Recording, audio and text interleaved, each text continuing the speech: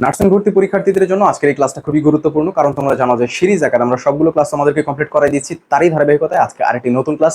সবাই খুব গুরুত্ব সহকারে ক্লাসটি দেখবা। তবে 1.5 মিনিটের একটি খুবই গুরুত্বপূর্ণ বিজ্ঞাপনের পর আমরা আমাদের ক্লাসটা শুরু করবো ইনশাআল্লাহ। তোমার নার্স হওয়ার স্বপ্ন দুঃস্বপ্নে পরিণত হওয়ার জন্য শুধুমাত্র একটি কারণই যথেষ্ট, তা হচ্ছে সঠিক গাইডলাইন না পাওয়া। যদি ব্যর্থ না হতে চাও তাহলে অবশ্যই মেন্টরদের গাইডলাইন নেওয়া অনিবার্য। ফার্স্ট সেকেন্ড থার্ড টাইমারদের জন্য আমরা নিয়ে এসেছি এমন একটি কোর্স যা ইতিমধ্যে শিক্ষার্থীদের বিশ্বাস অর্জন করেছে এবং হয়েছে আস্থার প্রতীক। এই কোর্সের সব থেকে বিশেষ সুবিধাগুলো হলো, আমাদের কোর্সে ভর্তি হলে একটি টাকারও এক্সট্রা বই বাজার থেকে কিনতে হবে না। সব সাবজেক্টের কম্প্যাক্ট বইগুলো আমাদের কোচিং থেকেই দেওয়া হবে। মনে রাখবে, তুমি সেই কোর্সে এনরোল করছো যেখানে অলরেডি অসংখ্য শিক্ষার্থী সফল হয়েছে। তাদের রিভিউগুলো দেখলেই বুঝতে পারবে। চান্সপ্রাপ্ত শিক্ষার্থীদের কথা শুনে ভর্তি হও। ভাইয়ারে একটা বই এবং ভাইয়ার ক্লাসগুলোই যথেষ্ট। Kapasia, Gazipur. MN master nursing coaching সেরা, নার্সিং ইনস্টিটিউট, কিশোরগঞ্জ। হাতের সময় ছিল মাত্র 1.5 মাস।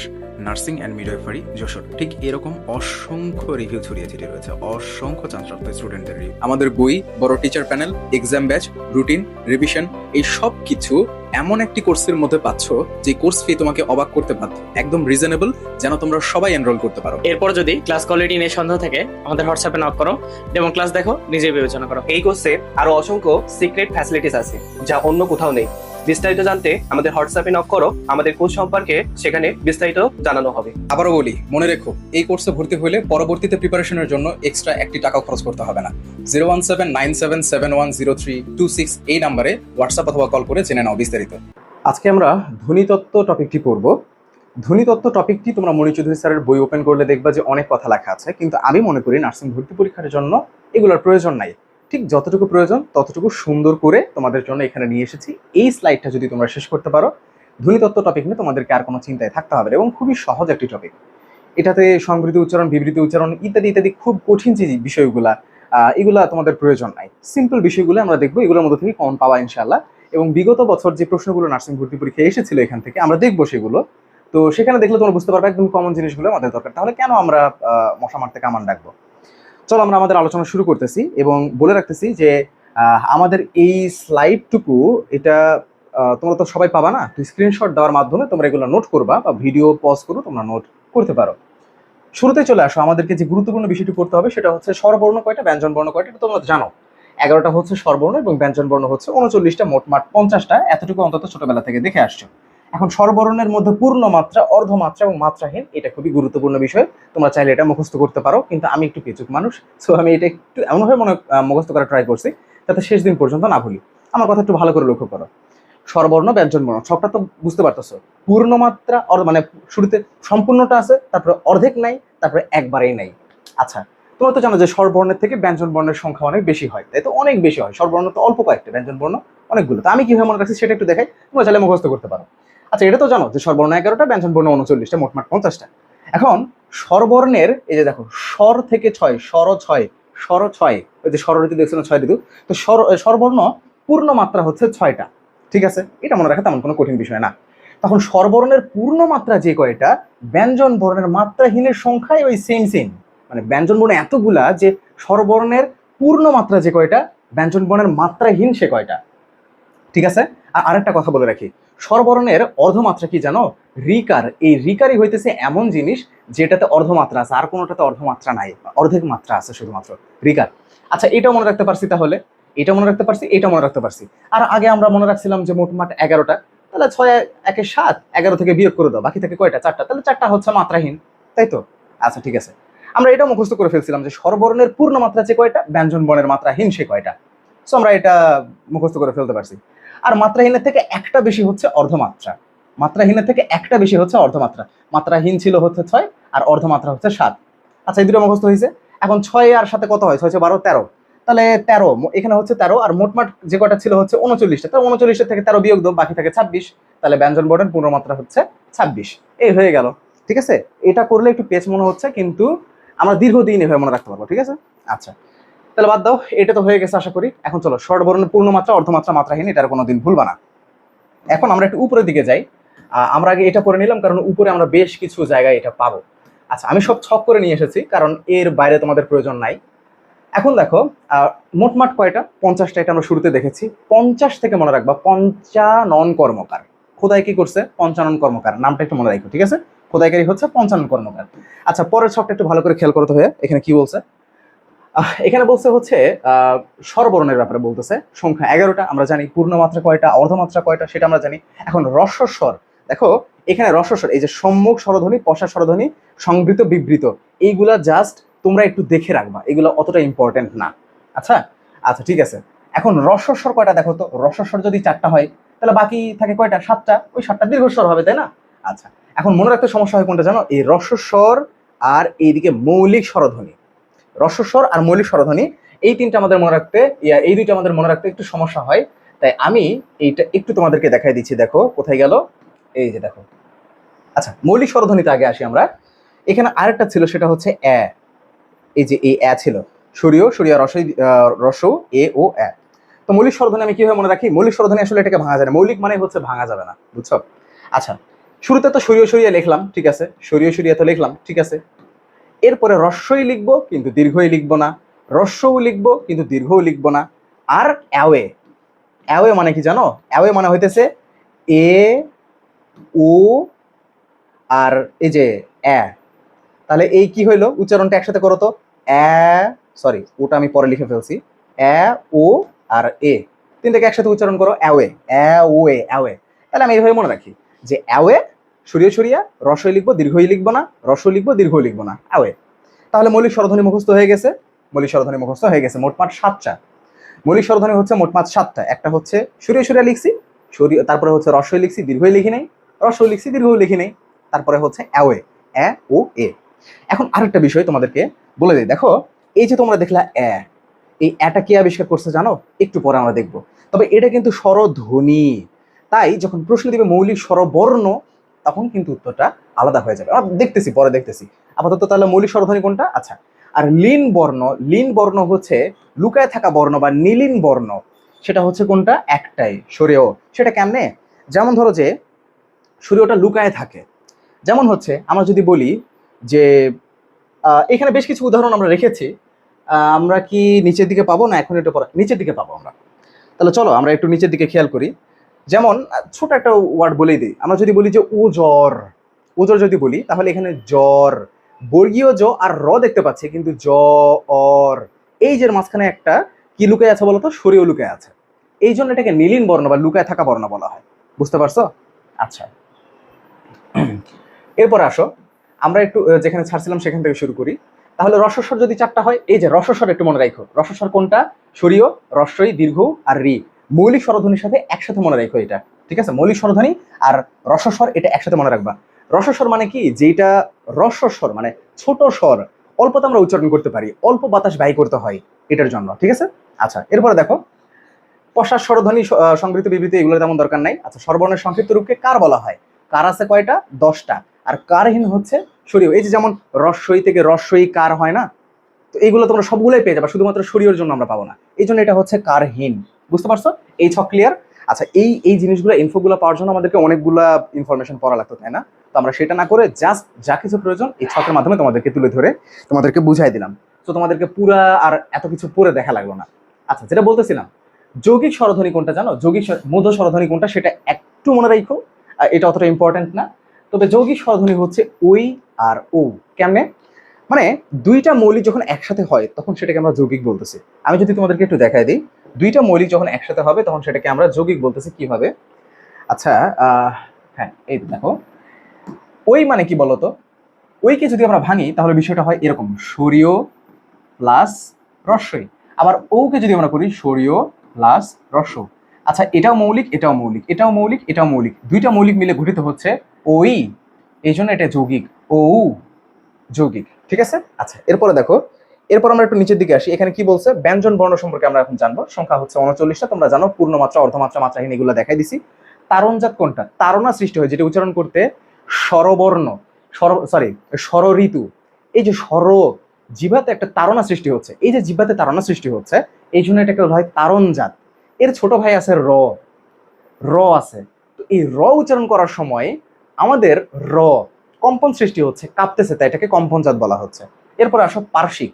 যখন বলবো ল, তুমি আমার সাথে উচ্চারণ করে দেখো, যখন ল উচ্চারণ করতেছো জিহ্বার দুই পাশ দিয়ে বাতাস বাইরে বের হয়ে যাচ্ছে, জিহ্বার দুই পাশ, পাশ পার্শ্বিক, এই জন্য এটাকে বলা হচ্ছে পার্শ্বিক।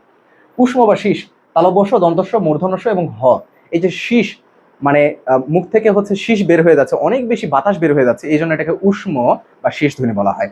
তারপরে দেখো অন্তস্থ, এই অন্তস্থ হচ্ছে জড়লব, ঠিক আছে। এখন কথা হইতেছে কি, অন্তস্থ বানানে এখানে একটু কারেকশন করে নিও। এখন অন্তস্থ মানে কি, আসলে এটা ব্যাখ্যা চাইলেই দেওয়া যায়। যেমন হচ্ছে গিয়ে তোমরা দেখছো না যে পার্শ্বিক ধ্বনি, তোমাদেরকে আগে বুঝালে তোমরা বুঝবা কিনা, তোমাদেরকে সংক্ষিপ্ত করে বলে রাখি যে এমন দুইটা শ্রেণী আছে, ওই দুইটা শ্রেণীর মাঝখানে অন্তস্থ, মানে অন্তস্থ মানে কি ভিতরে অবস্থিত, মাঝখানে অবস্থিত, এই জন্য এটাকে অন্তস্থ বলা হয়, বুঝছো। পার্শ্বিক ধ্বনি কি ওইটা আমরা একটু পরে বুঝবো, সরি স্পর্শ ধ্বনি কি সেটা আমরা একটু পরে বুঝবো। আপাতত এটা মনে রাখো, আপাতত মুখস্থ রাখো যে অন্তস্থ মাঝখানে অবস্থিত জড়লব, পরীক্ষায় আসবে নিচের কোনটা অন্তস্থ বলা, ঠিক আছে। আচ্ছা, পরাশ্রয়ী, 1900 বিসর্ঘর চন্দ্রবিন্দু চাঁদ, এখানে একটু ফন্টগুলো ভেঙে গেছে যেহেতু স্মার্ট বোর্ডে নেওয়া হয়েছে। তো 1900 বিসর্ঘর এবং চন্দ্রবিন্দু চাঁদ এগুলা অন্য বর্ণের সাহায্য ছাড়া উচ্চারিত হতে পারে না। যেমন তুমি শুধুমাত্র চন্দ্রবিন্দুকে উচ্চারণ করতে পারবে না, যখন এটা চয়ের সাথে উচ্চারিত হবে তখন চাঁদ, তখন উচ্চারণ করতে পারতেছো, তাই এটাকে পরের আশ্রয় উচ্চারিত হয়, তাই এটা হচ্ছে পরাশ্রয়ী। তারপরে দেখো নাসিক্য, নাসিক্য হচ্ছে পাঁচটা, কোন পাঁচটা সেটা আমরা একটু পরে দেখবো।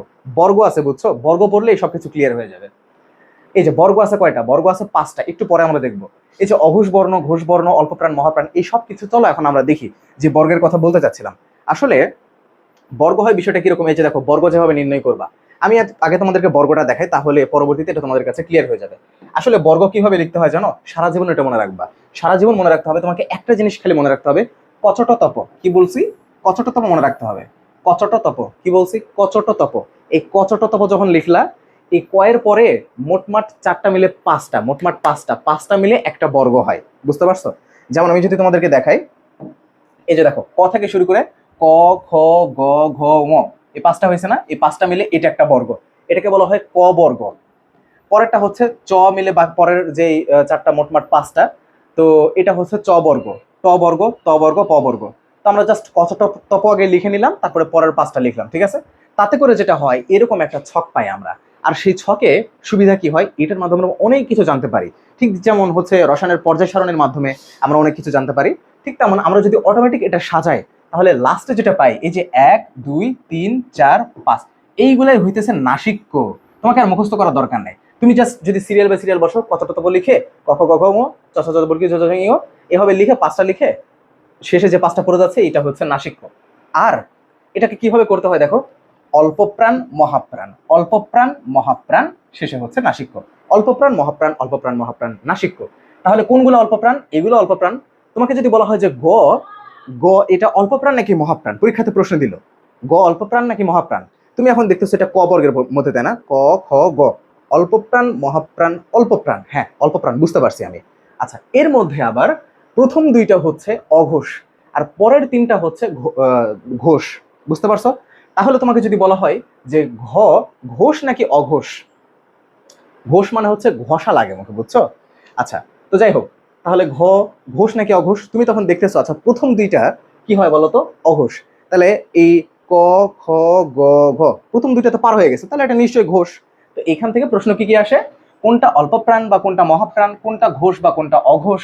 তারপর হচ্ছে এই যে দেখো এই পাশে আবার আরেকটা কথা বলা আছে, কণ্ঠ থেকে উচ্চারিত হয় ক বর্গের যেগুলা, ক খ গ ঘ, আমার সাথে উচ্চারণ করলে বুঝতে পারবা, জিহ্বার ওই যে লাস্ট মাথায় টাচ করতেছে না জিহ্বাটা, ওইটা হইতেছে আমাদের কণ্ঠ, ওইখান থেকে কণ্ঠ আসে, বুঝছো।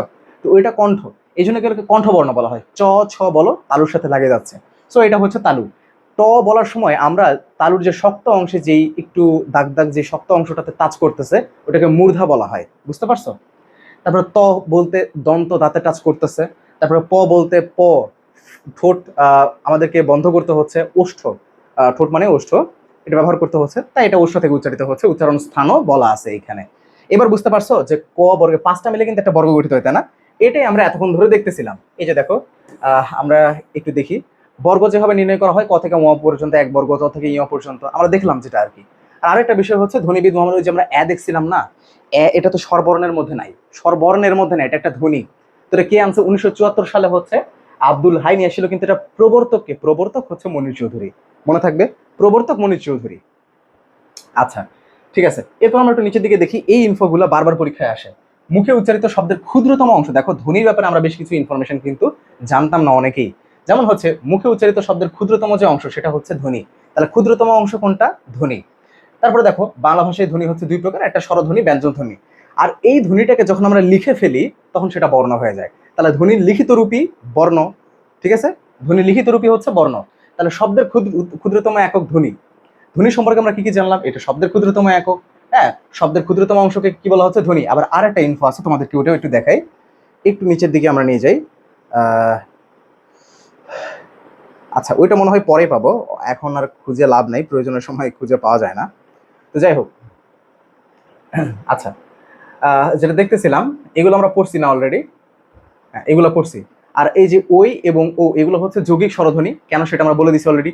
মৌলিক স্বরধ্বনি কোনগুলা, এগুলো আমরা অলরেডি ছকে দেখছি, তো আমাদের এখানে আর তেমন কিছু বলার নাই। আর এই ছকটা আমরা পড়ে ফেলছি। তারণজাত, পার্শ্বিক, উষ্মধ্বনি, অন্তস্থ, পরাশ্রয়ী বর্ণ, আনুনাসিক, এগুলো সবগুলো আমরা পড়ছি। স্বরবর্ণে কার ব্যবহৃত হয় 10টায় আমরা পড়ছি। আর ব্যঞ্জন বর্ণে ফল ব্যবহৃত হয় 6টা, ঠিক আছে? ব্যঞ্জন বর্ণের লিখিত ব্যঞ্জন বর্ণের স্বরবর্ণের জন্য কিন্তু কার, আর ব্যঞ্জন বর্ণ হইলে কি ফলা। কথা বোঝা গেছে? আচ্ছা, তাহলে 6টা, এটা একটু মনে রাখবা। আর ক থেকে ম পর্যন্ত এই 25টা আছে না, এগুলো স্পর্শধ্বনি বলা হয়, কারণ এগুলো উচ্চারণের সময় মুখে স্পর্শ করে, মুখের ভিতরে স্পর্শ করে। আচ্ছা, স্বরবর্ণ সরিয়ের কোনো কার নাই, এটাকে লীন বর্ণ বলা হচ্ছে। আনুনাসিক বর্ণ হচ্ছে সরি, আনুনাসিক, এখানে একটু স্পেলিং মিস্টেক হয়েছে, যাই হোক, আনুনাসিক বর্ণ হচ্ছে মোট 5টা, ঠিক আছে? এটা মাথায় রাখতে হবে। আর এখানে একটা দেওয়া আছে, শুরুতে হচ্ছে ধ্বনি, মানে সিকোয়েন্স দেওয়া আছে। ধ্বনি একত্রিত হয়ে শব্দ গঠন করে, শব্দ বেশ কয়েকটা একত্রিত হয়ে বাক্য গঠন করে, বাক্য বেশ কয়েকটা একত্রিত হয়ে ভাষা গঠন করে। কথা বোঝা গেছে? আর ধ্বনি বা বর্ণ লেখা আছে কেন জানো? ধ্বনি বা বর্ণ, কারণ ধ্বনির লিখিত রূপই হচ্ছে বর্ণ, এই জন্য এটাকে স্ল্যাশ দিয়ে বা দিয়ে লেখা আছে। ওকে, তাহলে যদি বলে একক, ভাষার একক কোনটা বলো তো? একক হচ্ছে শব্দ, ঠিক আছে? তবে ক্ষুদ্রতম একক বা এগুলা আমরা উপরে দেখছি, কিন্তু যে ধ্বনির ব্যাপারে কি কি তথ্য আমরা উপরে সবকিছু দেখছি, তোমাদেরকে সবকিছু দেখাই দিছি। তাহলে ব্যঞ্জন ধ্বনি, স্বরধ্বনি, হচ্ছে দীর্ঘস্বর, স্বতন্ত্র ধ্বনি, এগুলো অলরেডি আমরা ছকে দেখছি, এখানে আর তেমন কিছু বলার নাই। ভাষার মৌলিক উপাদান কি বলতো? ভাষার মৌলিক উপাদান ধ্বনি। মূল উপাদান ধ্বনি বা বর্ণ। উপকরণ হচ্ছে ভাষার মৌলিক উপকরণ হচ্ছে বাক্য। তো এই জিনিসগুলো একটু দেখে নিও, আমি একসাথে করে দিছি, এরকম অনেক জায়গায় অনেক কথা লেখা আছে, তো কনফিউশন হয়ে যাচ্ছে কোনটা উপকরণ, কোনটা মৌলিক উপকরণ, কোনটা ক্ষুদ্রতম অংশ, এই জন্যই সবগুলো একসাথে লিখে দিছি। এগুলো একটু তোমরা দেখে নিও। আর তারপরে নিচে তেমন কিছু নাই, পূর্ণমাত্রা, অর্ধমাত্রা, এগুলো কোনটা কোনটা ছিল এগুলো আমরা অলরেডি হচ্ছে দেখাই দিছি। তোমরা একটু চাইলে স্ক্রিনশট দিতে পারো, এগুলো খুবই ইজি। কোনগুলা পূর্ণমাত্রা আছে, অর্ধমাত্রা, মাত্রাহীন কোনগুলা, এগুলো তেমন আসে না, জাস্ট আসে হচ্ছে গিয়ে পূর্ণমাত্রা কয়টা আছে, অর্ধমাত্রা কয়টা আছে। এই যে আমরা যদি বিগত বছরে নার্সিং ভর্তি পরীক্ষার প্রশ্ন দেখি, ভাষার ক্ষুদ্রতম উপাদান কোনটা, তোমরা অলরেডি জেনে আসছো ধ্বনি। ভাষার ক্ষুদ্রতম একক কোনটা? ধ্বনি। ভাষা, বাংলা ভাষায় হচ্ছে বাংলা বর্ণমালায় স্বরবর্ণ কয়টা, বাংলা বর্ণমালায় ব্যঞ্জন বর্ণ কয়টা, ব্যঞ্জন বর্ণের সংক্ষিপ্ত রূপকে কি বলা হয়? ফলা। আর স্বরবর্ণ হইলে কার বলা হয়, তাই না? আচ্ছা, বাংলা ভাষায় মৌলিক স্বরধ্বনি কয়টা? তারপরে আমি তোমাদেরকে দেখাচ্ছি, দেখছো কি ধরনের প্রশ্ন আসছে? আচ্ছা, তাহলে এখন বুঝতে পারছো যে কেমন ধরনের প্রশ্ন আসবে। যা আসবে সবকিছু এর মধ্যে থেকেই কম পাবে ইনশাল্লাহ। যা যা প্রয়োজন আছে সবকিছু এই মধ্যে দেওয়া হয়েছে। তো তোমরা, আমি যখন পড়াইছি, আশা করি তোমরা স্ক্রিনশট দিয়ে ফেলছো বা নোট ডাউন করে ফেলছো। না হলে ভিডিওটা পজ করে নোট ডাউন করে ফেলবা। ধ্বনিতত্ত্ব সম্পর্কে আমাদের যা কিছু শিখার ছিল আমরা এই ভিডিওতে শিখে ফেলছি। ধন্যবাদ সবাই।